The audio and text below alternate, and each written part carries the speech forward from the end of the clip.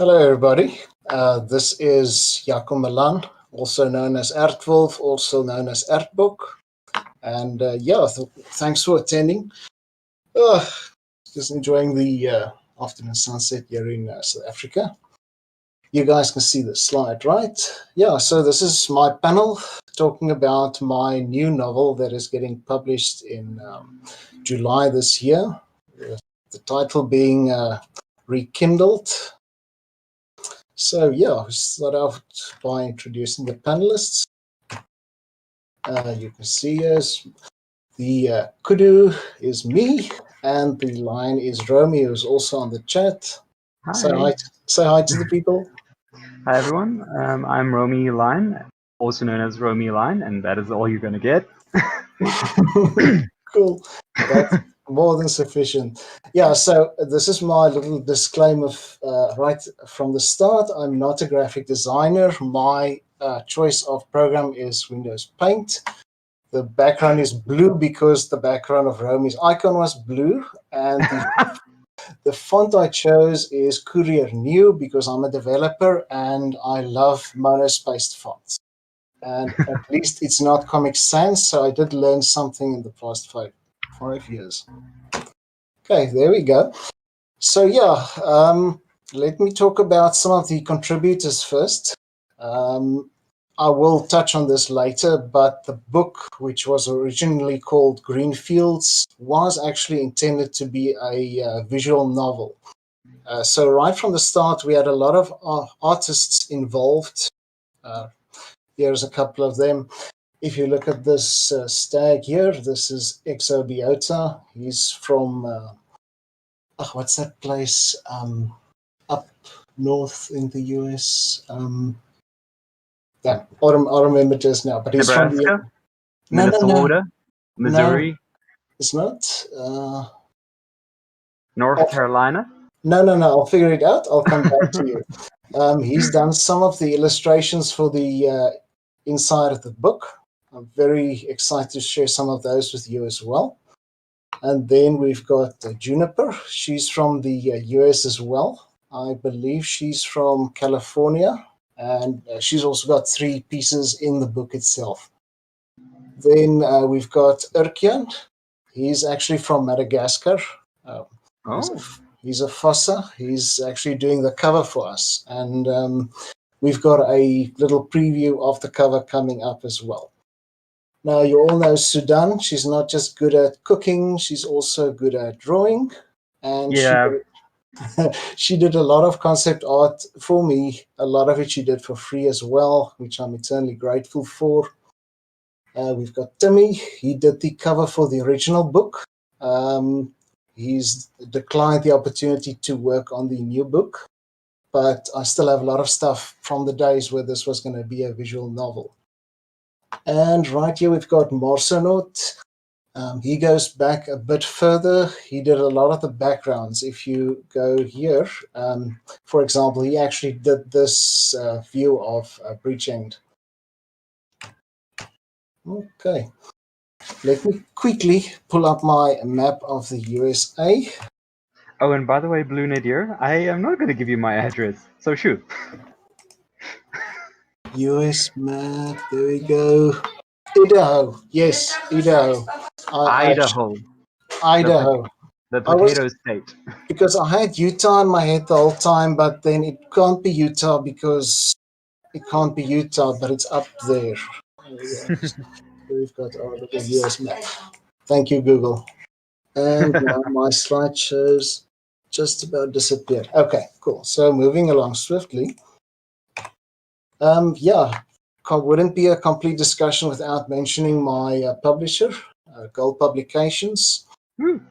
My book rewritten, which, can you guys actually see the mouse cursor on the share, by the way? Yes. Oh, okay. Wait. No, I don't think I can. Sorry, my mistake. Okay, then you're going to have to look for my finger on the screen, okay? Second row from the right, first from the top, rewritten. That's my first book. And I'm actually very proud to say that was the first full-length novel that Gold Publications actually published. So we've walked the road with them. They've grown a lot they've expanded to include a adult-orientated imprint as well. Mm. So yeah, they're going places, and they've got a lot of very good writers and artists working from them now. And they are focusing on a lot of them public interaction and exposure. And actually, the way I met Yaku is by contacting Gold Publications. I'm trying to get some of the books over here. Yeah, the one on the top left-hand corner of the right-hand bookshelf is the one that we managed to get into South Africa. Yeah, the selected anthropomorphic. No, wait, selection. For flip's sakes. It's on my shelf.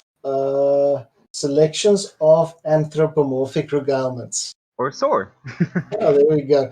And then they also sell lots of merchandise, and you'll see there's a beige shirt in the corner by the door, which is the same shirt that I'm kind of wearing, and also which is strategically hanging against my my archive cabinet back there. Hashtag not sponsored. Not sponsored, just absolutely necessary that you buy it straight away. Especially if you're into. Oh, did something happen now? Oh no, Sudo just said bye.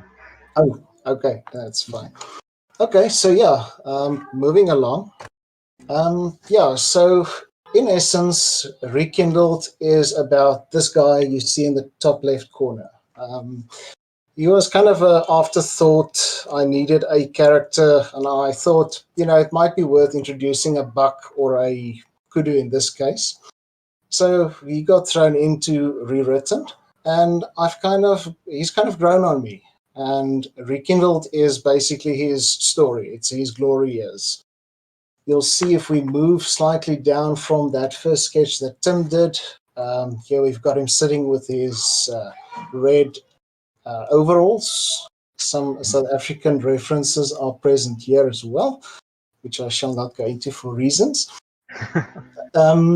Tim did a lot of concept work. You'll see here in the middle, Isando's ready to fight somebody. He's got his three-fingered hoof hands. Oh, shame, he looks sad though. He's actually just in that scene actually, which is no longer in the book. He just woke up from a nightmare, and his fight or flight reflex is now in overdrive, and he's ready to kill somebody, which he doesn't. Anyway, in the bottom right-hand corner, you've got a little sketch that Sudan did for me. I must be careful because my manager at work is called Suzanne, and I keep getting confused between Suzanne and Sudan. He's a pretty dedicated smoker, if I could put it that way. So started smoking at a fairly young age. You've got his horns haven't properly started growing very long. He's already sipping the cigarette. Oh, speaking of Sudan, she was asking about those two little award lines you have in the background there. Oh, yes. Also totally not strategically placed. Yes, so I'm extremely proud of them. The one I received for my short story, Crossroads the Namib, which I still got one copy and an anthology left, but don't quote me on that. And then the other one was actually for rewritten. It was the first time they gave out the Leo Awards. It's not a competition where there's only one prize, but I was fortunate enough to actually win those, and I'm extremely proud. My kids obviously just want to play with them, but they're not allowed to unless there's very strict adult supervision involved. In the very background, you'll see there's kind of my artistic flair sticking out. It's a pity you can't see the mouse. That's my mock-up for the cover that we'll be seeing a bit more of later. In the top right-hand corner, we've got, his name is Isando, by the way, if I haven't introduced him properly. A little sketchy that Erkin did for me as well. Isando, okay. He's named after a industrial area in Johannesburg. I thought as much. Like it sounded familiar. Yeah, all my characters are actually named after train stations. So Isando's the metro station right next to the Rhodesfield train station. Yeah, anyway. Yeah, we've got just some of the assets that would have gone into the visual novel had I gone down that path. It would have been amazing, but two things stopped me. Firstly, it's an awful lot of work to make a visual novel that's cohesive, because you end up writing 5 or 6 novels and then punching them into one piece, which some people don't even bother reading all of it. And of course, the other thing was cost. I mean, these backgrounds are quite expensive to commission. Even though they are beautiful as hell. Oh, yeah, no, they're absolutely fantastic. Marcelo did a fantastic job here. What was nice is I could actually do mock-ups with these. I could overlay characters. Top left, you'll see we've got our little grassy outcrop without the character sitting there. So it's reusable. We've got a little township there, middle. At the bottom, we did some of the character assets as well. We never colored them because my idea was to color them later when I had more money. So we started out just with outlines. That was just a basic framework for starters. Yeah, kind of. And then at the top right, we've got our main train station.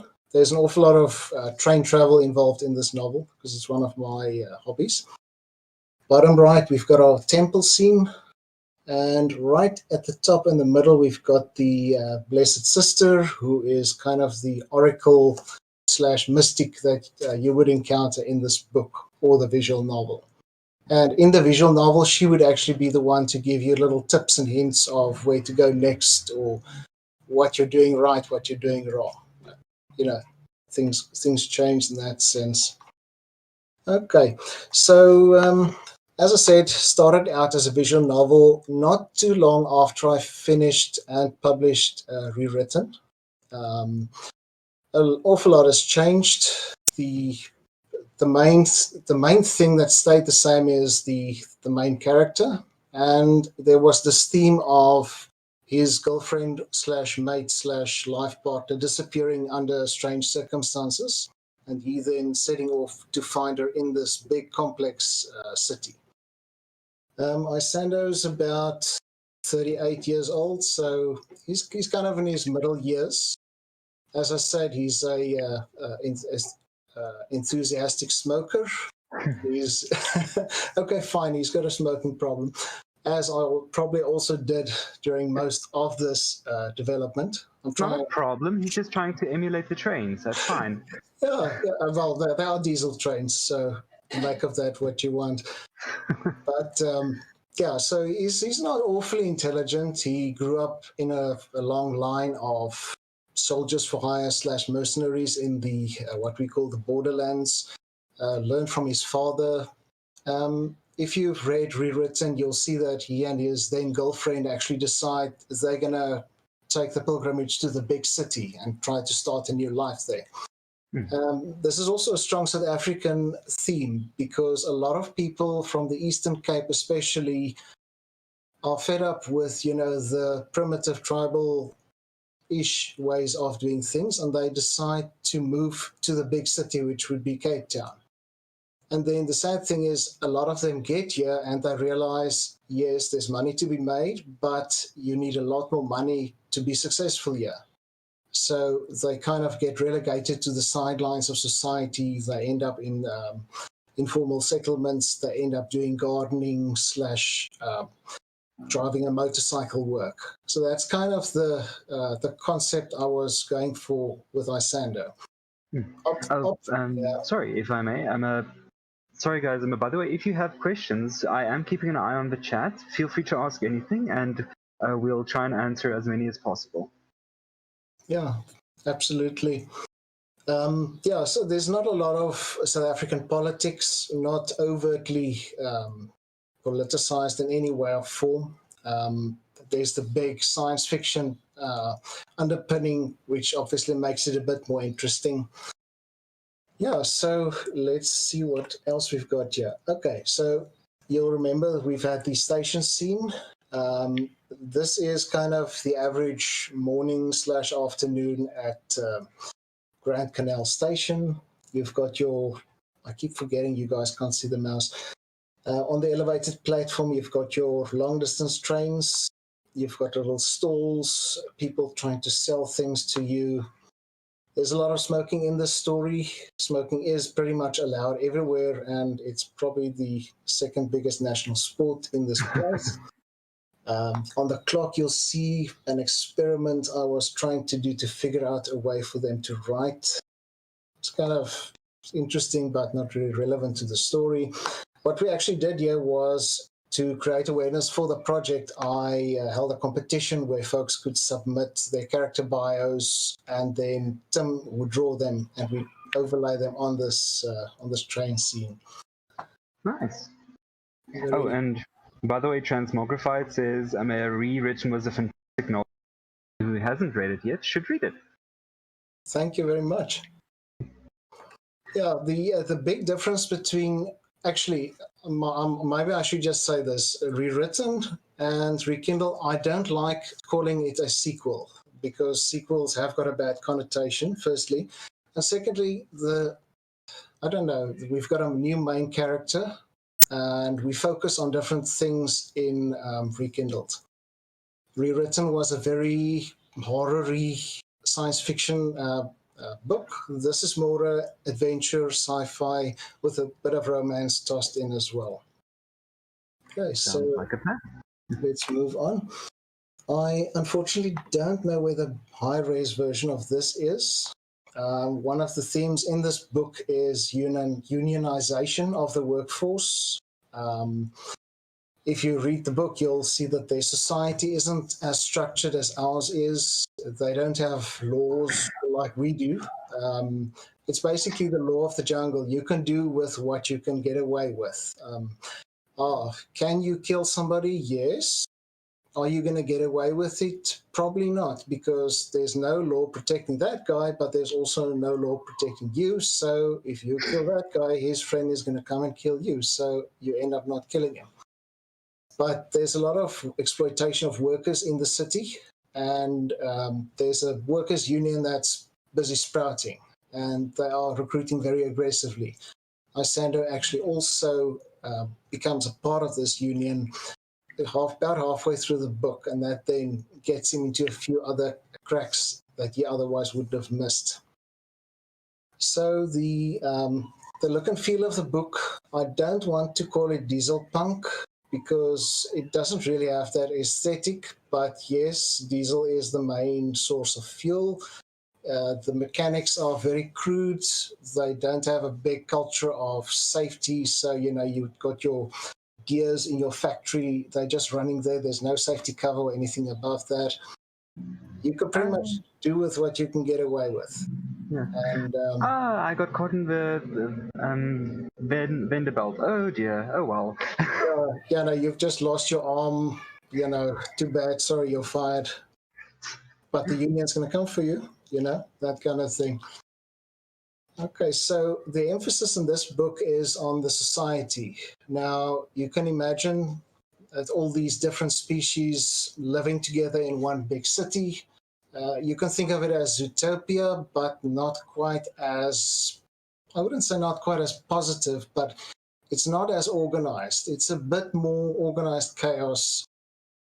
You've got your big buildings that were left empty by the humans who vanished. These buildings have been repurposed for these mammals to stay in by cartels which specialize in housing. Some buildings have got electricity, some don't. They don't have elevators, so mammals tend to climb up the stairs for 30, 40 floors. A lot of the buildings don't have electricity, so they have open fires in the rooms. It's organized chaos. You've got your nocturnals, which operate when the sun is down. You've got your day shift, which obviously operate during the day. And then you've got the different groupings. You've got your dogs and cats. They tend to be a grouping on their own. You've got your exotics, which are your hyenas, lions, things like that. You've got your woofers. They're all vegetarian, but they've all got different interests, different mannerisms. For example, I had this idea that cats and dogs tend to like karaoke and the more singing musical kind of entertainment. Buck with their three finger hands, they like drumming and dancing and high energy things. And then some of the smaller mammals, they probably play dominoes or chess. It's kind of society that figures itself out as it goes along. Yeah. Excuse me. Now, one of the themes that I worked with in this book is that some mammals mate for life and some mammals are seasonal. Isando being a kudu, he would be a seasonal, his love interests would be seasonal, or he would be expected to have seasonal love interests. And he and his mate actually end up being together for quite a long time. And it's also something that he has to work through during the course of the novel, is what is right for him. Should he be spending all this time trying to find out what happened to her when he could just easily move along? And I mean, springtime is the time of love for these creatures. It is springtime in this book. So yeah, there's a lot of stuff happening in the city. The book is PG-13, by the way, just in case anyone was wondering. So yes, don't know if you can hear the kids in the background there. My little mammals, yeah, those. Okay, so I'm going to show you this picture. And then I'm going to do a reading from the book now. Just get my document here. Okay, so yeah, this is a sketch that Ken did for me. It's actually a sketch of this part. And this is not something that's going to end up in the print because it's shaded, and my publisher said we should stay away from shaded things. We should stick to simple line art. Okay, so I'm just going to read this to you now. One moment. Sorry, just to answer a general question in the chat, the Q&A is at the end of the stream, or at the end of the panel, and I'm making notes as the panel is going on of the questions. Okay, that's more than fair. Okay, so yeah, we've got our primitive technology here. I mean, you've seen a kudu, they're quite big. The smallest motorcycle you'd probably find there would be a 500cc or something. Of course, two-stroke because it makes smoke, and smoke is good. You've got your little carbide lamp up front and very minimal safety features, especially considering that if this bike were to stop quickly, Isando might lose an eye, and he might be Sando and not Isando anymore. Okay, so yes, I'm going to read this to you. Okay, so this is an excerpt from part 2, chapter 5. Oakmore, which is also known as Isando the kudu, makes his way to work on the second day of his new job. The night before left him with a flashover, which is a waking dream endemic to their kind, of his doppelganger leaping from the rooftop to his death. Also, there was a strange instruction that he needed to find something called green fields if he ever wanted to see his wayward mate again. Okay. A queue of mammals snaked down the stairwell. A sea of scents tided around me as I descended 27 floors and several thousand steps. I nodded at the security guard by the door, a black cat that had replaced the burble of the day shift. She nodded with mild disinterest from behind a steaming cup of chicory on the desk before her. There was an awful smell outside.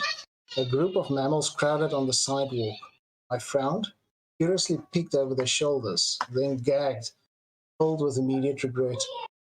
In the middle of the semicircle of mammals lay the remains of a tanned fur creature, mangled beyond recognition. Blood and other body fluids had ejected explosively from every opening, and a few new ones where its body connected with the ground.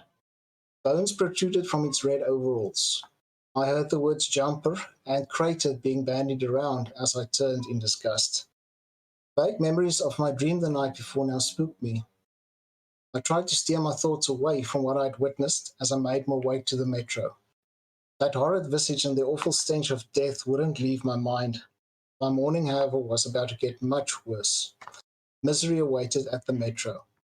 A large chalkboard with written symbols on it blocked the stairs to the platform. Would-be commuters approached, read, cursed, and sulked away. Motorbike taxis and tuk-tuks feasted on them as they spilled into the street. "What's going on?" I asked into the crowd. General strike, cussed the black stallion. No trains until tonight. He spat on the ground and snorted, fucking unions. What are they striking about? Read the bloody newspaper, seasonal, snapped the Maltese poodle as he stormed away with bald paws and canines peeking out. Representation, replied a Shetland pony. Prominent union member goes before council today. He'll get the bullet for sure. Desperation pushed my breakfast up my throat. The booklet of metro passes I had in my pocket were useless now. It was my second day at the new job, and I needed to get there. If I lost my job, I'd lose my bed and food too. I anxiously flagged down a tuk-tuk by the side of the road. Boys in town? I asked the waiting meerkat. £7.50, she replied impatiently as she leaned over the handlebars. I jolted. That was nearly half the money I owed. Okay, thanks, I'll make another plan. She shrugged. The goat behind me pushed past and eagerly handed over a fistful of coins. The tiny engine sputtered as he took the seat. They snorted away. Now alone in the crowd, my chest felt tight.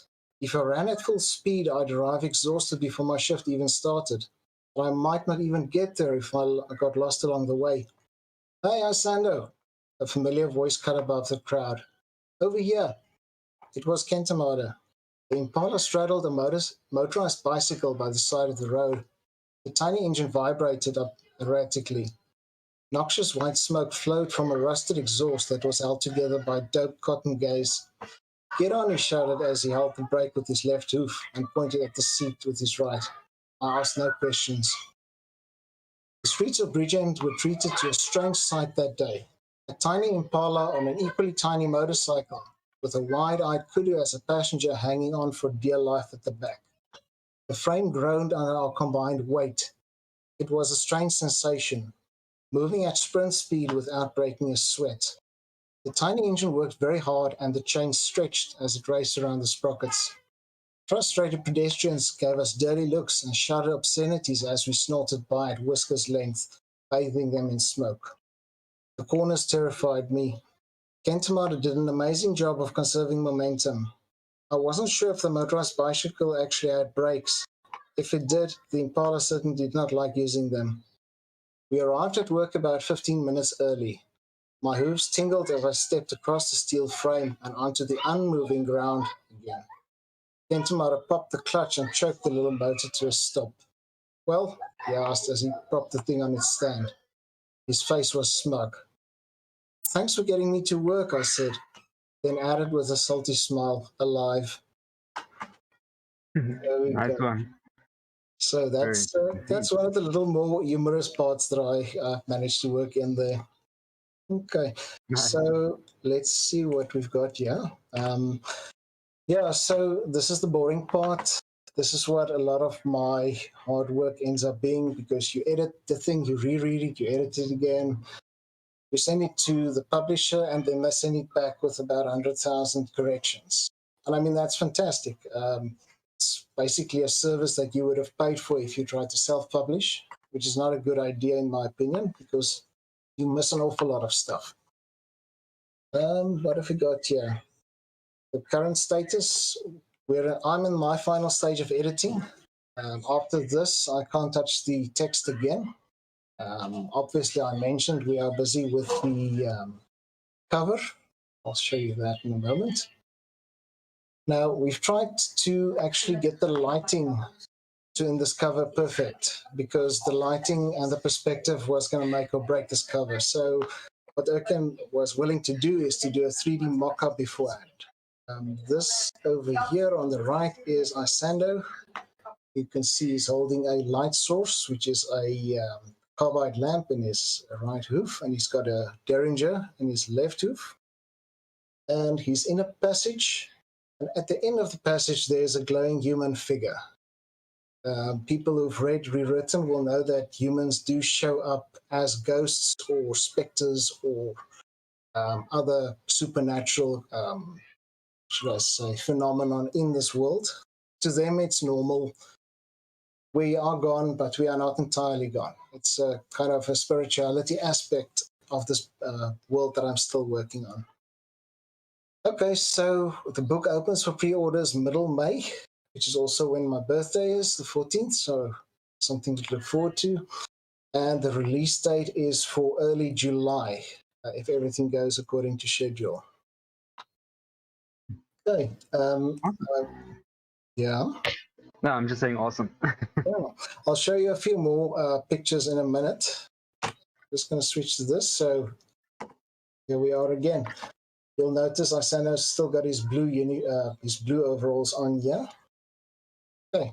So what I'm going to do, because I see we've still got an awful lot of time, I'm just going to dig into my folder here. I'm going to show you some of the sketches that the artists. Oh, this is a transparent picture, so that's going to be a problem. Let me see if I edit it with paint.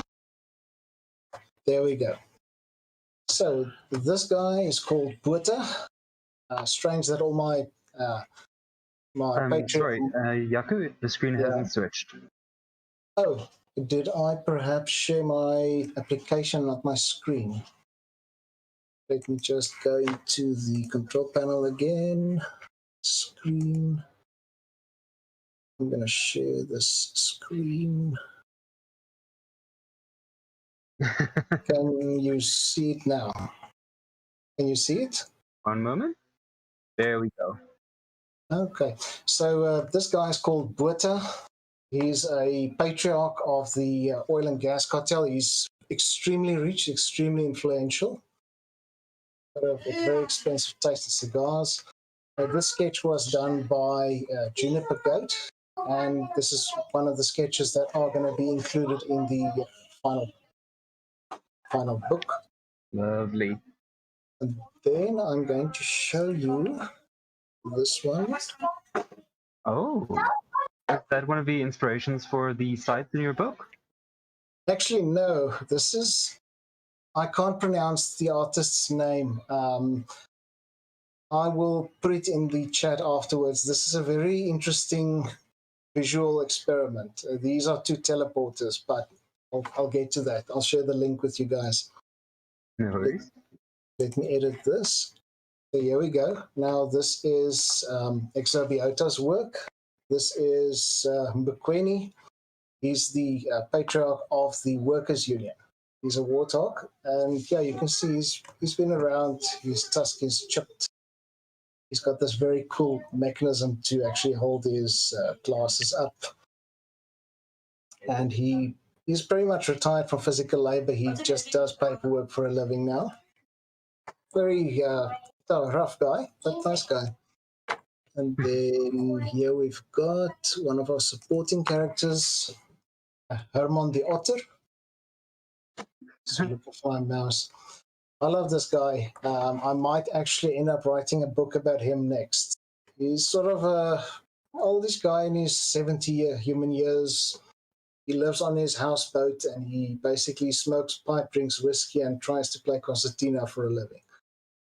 Very nice guy, and he's also a very close friend of Isando by the time things start happening in this book.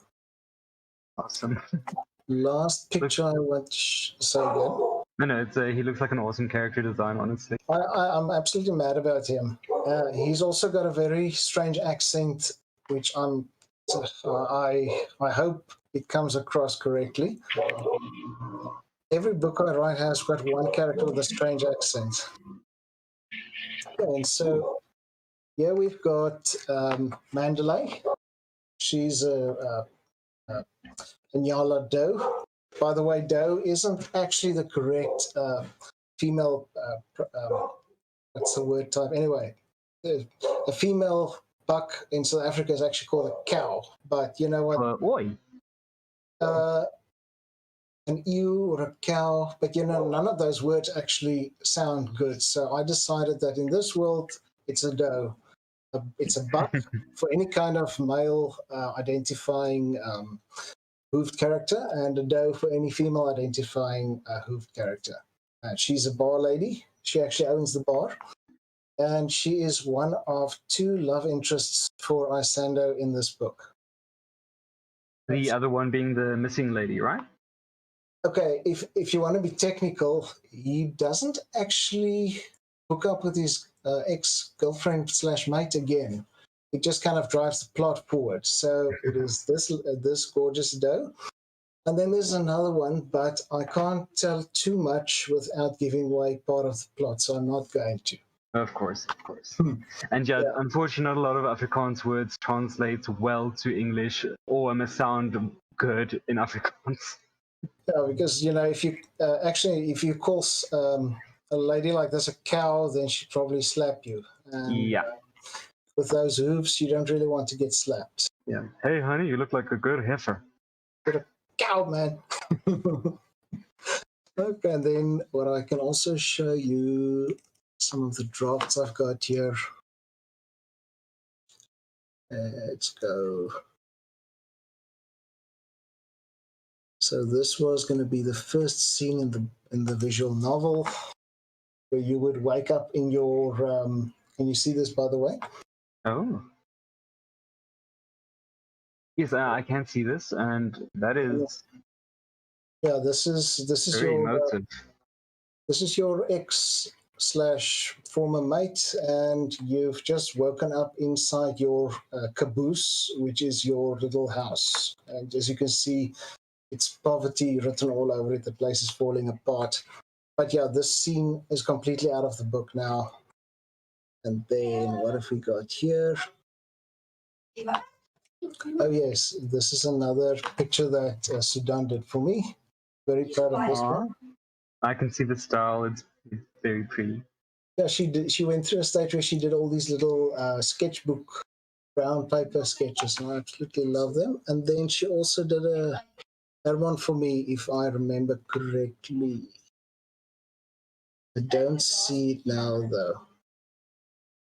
Yeah, so I guess that's it from me.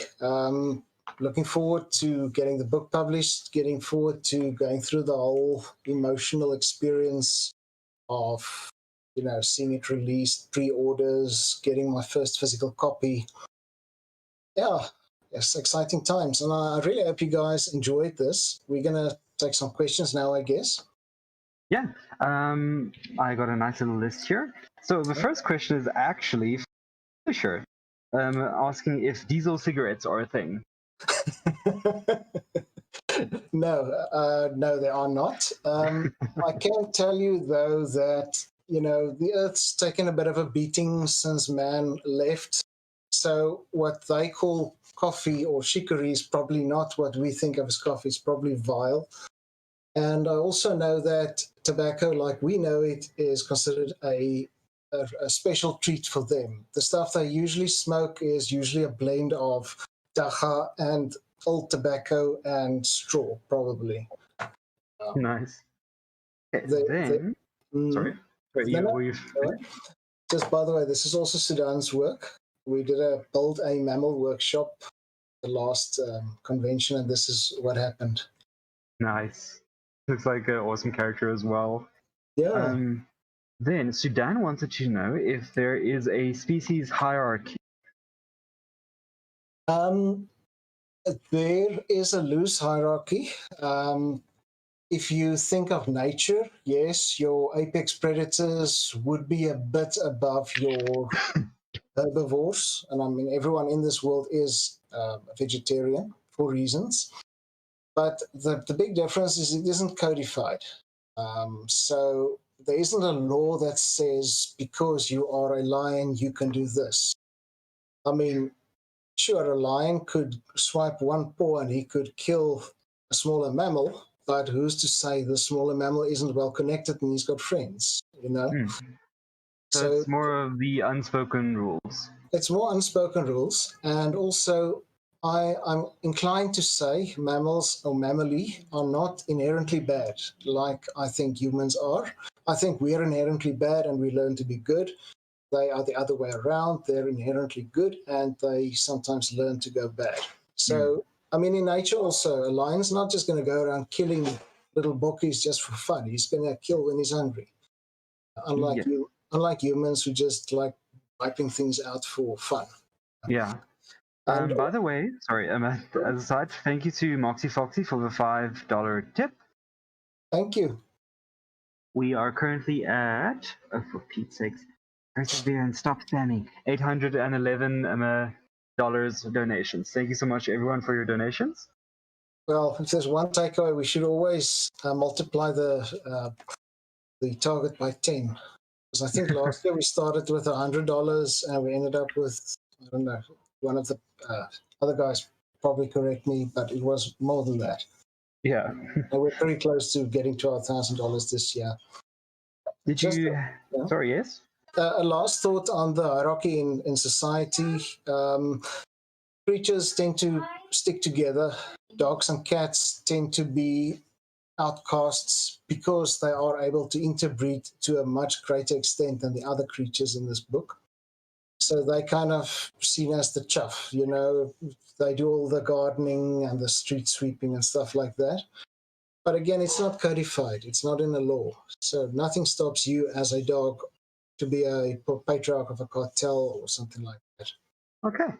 Then the next question was a general feeling that why is it not shaded artwork that's going to be included in and just line art? I'm assuming this has to do with costs. You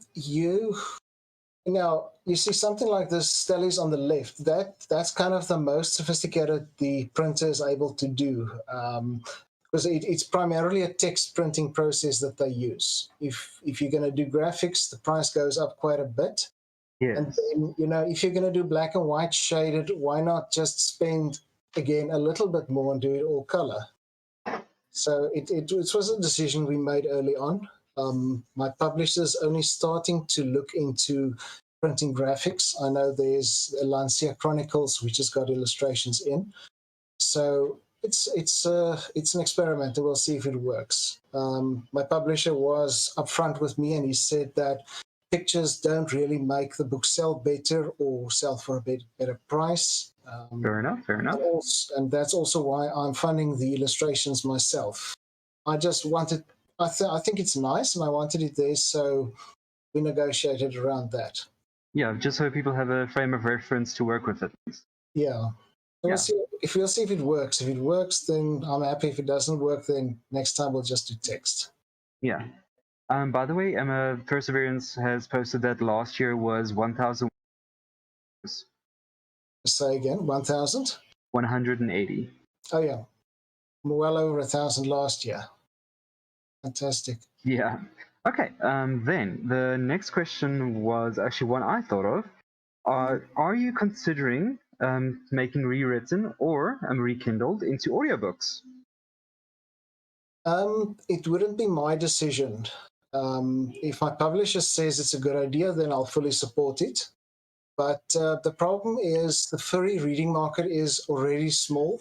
Yes. So, you know, if I sell 100 copies, or if I sold 100 copies of rewritten, I'd be happy. I think it's probably close on how many copies I sold. I could be wrong, but it's not a big market. You're never going to get rich selling a furry novel. You do it for the love of the job and for the love of the recognition you get for that. So, yeah, I wouldn't go out looking for an audiobook. Okay. Then I noticed that you're using the same money unit as we currently use in South Africa for your book universe. Yeah, but it's the kind of rands that our parents grew up with. Okay. So you have notes for 1 rand. Yeah, you get a half cent. I actually had a little spreadsheet where I wrote down the prices of things. I mean, I know a packet of tobacco for them is a 1.50 rand or 2 rand. A week pass on the train was something like 7 rand. So it's rand, yes, but it's a much more valuable rand than we know. Yes. Okay. Next up, this was in regards to your reading. People were a little bit shocked by the casual level of gore in the book. Is this something they can expect more of? There's probably about 7 or 8 instances of gore like that. Yes. Awesome. Yeah, you know, if you've been to the Kruger National Park, you'll appreciate the inner workings between beauty and cruelty as well. Yes. I also try to capture a bit of that because this is an animal society. Yes, of Um, course. yeah, I'm sorry if I triggered anybody, No, but no, yeah, no, no. expect a few instances like that in the book. Okay, awesome. Then next up, the human like ghosts and predecessors. Do they Yeah. play a more do they play a muted role, or are they actually a little bit more um, present and um, uh, like present in the inner workings of your universe? They are not active participants. Most of the interaction with humans are around explaining things to the mammals or giving little hints to the reader of what is actually going on. There's one piece where you could argue that a human child did influence the progression of the plot, but I'll leave that up to the readers to figure out. One thing I can say though is man's legacy plays a very important role in the story. The cities we built towards the end of, well, actually not even the end.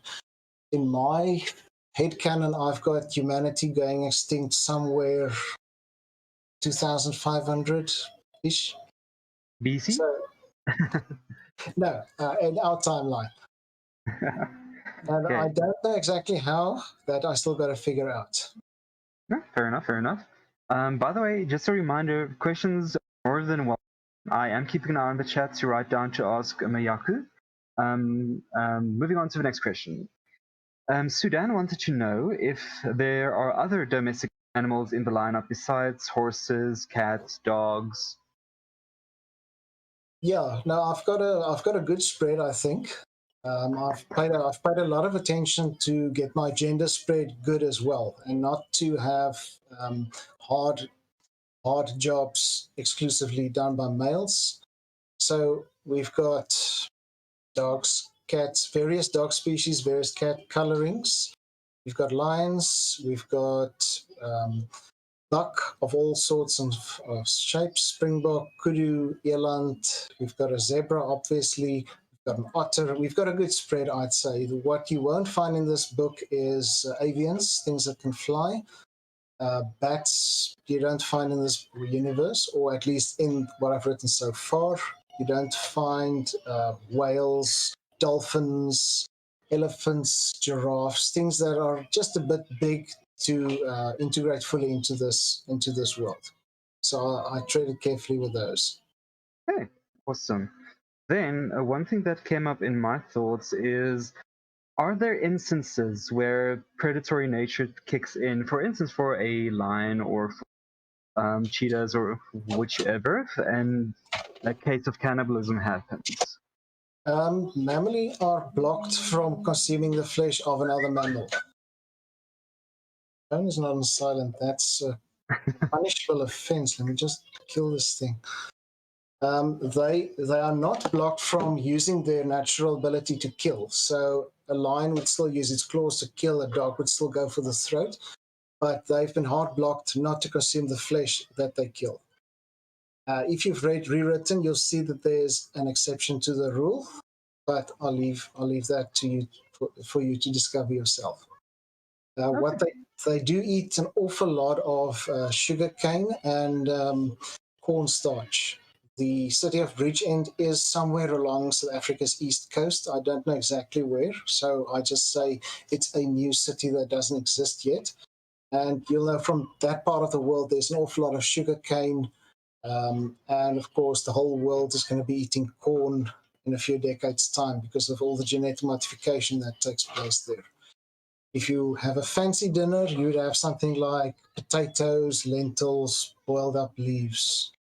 Nice. And luckily, alcohol is also vegetarian. Oh, So definitely, yes. after smoking, drinking is probably the third biggest sport in this world. Okay. Then there was a lot of interest in Herman the. Mm. So, how serious are you about a book about him? It's Hermon, not Herman. Sorry, Hermon. Yeah, I'll bring up another. You can still see my screen, right?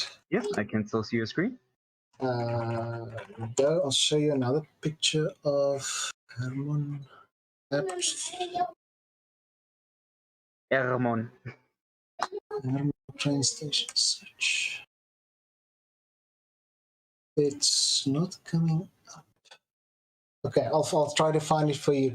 Yeah, no, he's fairly he's aged, so I don't see him moving around a lot. But you can always write a book on what he did when he was younger.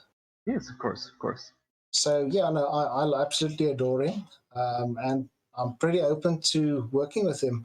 There's actually another otter in the book which doesn't have a name as such, who was actually a recce of the then South African Army. And they do things which I'm not going to discuss right now, but I actually thought of doing a story about him too. How would a special forces squad operate if there was an anthropomorphic otter in their midst? You could do things like swim ahead of the squad, swim Could be next to a literal Navy SEAL. yeah, a Navy otter. Okay, and then coming from that, Lit Lunifer suggested that if you do a book on Hermon, you should call the book Reboot. Yeah, I need to decide whether I'm going to stick with this naming convention going forward. Though my feelings are that I'm going to be going in a different direction after this. Okay, fair enough, fair enough. Okay, moving swiftly along. Are there LGBT elements in the universe you created? Absolutely. Wonderful. The society is very open to people, mammals with other orientations and with other ideas of what their sexuality and their gender are. It's a non-issue to them. Just like, how would I say, people that are left-handed in our world, it's not a big deal. Now, because in the past, left-handed people were kind of witch hunted. Yeah. No, it in that sense, this universe is very easygoing. Okay.